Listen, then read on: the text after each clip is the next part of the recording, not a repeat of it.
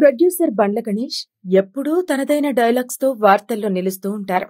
అటు political comments అయినా, ఇటు సినీ ఇండస్ట్రీపై అయినా తనదైన స్టైల్లో మాట్లాడుతూ ఉంటారు. అంతేకాదు, ఆయన ఇంటర్వ్యూలంటే నెటిజన్లు తెగ ఆసక్తిగా చూస్తారు.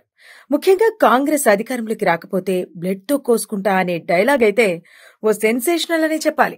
ఆ సమయంలో ఎక్కడికి వెళ్లినా ఆయన్ను బ్లడ్ గణేష్ అని సంబోధిస్తూ ఆట పట్టించారు.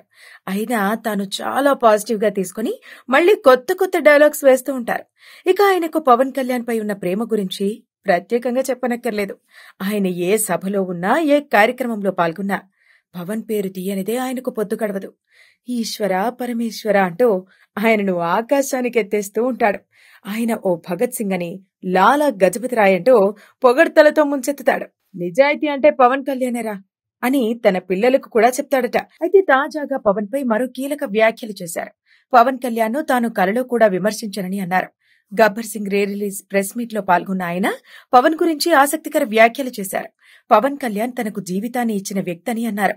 ఇందులో భాగంగా ఒక విలేకరి మాట్లాడుతూ, పవన్ ని అభిమానించే మీరు ఒకానొక సమయంలో ఆయన్ని తక్కువ చేసి మాట్లాడారు కదా, ఎందుకు అని అడిగారు.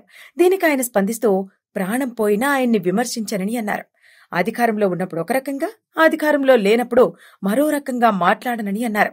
తన మనసుకు నచ్చకపోతే దేవుడినైనా ఎదురిస్తానని, నచ్చితే వాడి కాళ్లు పట్టుకుంటానని, అది తన స్వభావమని తెలిపారు. కొన్నేళ్ల నుంచి కాంగ్రెస్ కార్యకర్తనని, రాజకీయాల్లో ఉంటే కాంగ్రెస్ లోనే ఉంటానని చెప్పుకొచ్చారు. తన కలలో కూడా పవన్ ను విమర్శించనని, తన ఇంట్లో తన బెడ్రూమ్ లో ఆయన ఫోటో ఉంటుందని ఆయన ఆసక్తికర వ్యాఖ్యలు చేశారు. కాగా పవన్ పుట్టినరోజు సందర్భంగా సెప్టెంబర్ 2వ తేదీన గబ్బర్ సింగ్ రీ రిలీజ్ కానుంది.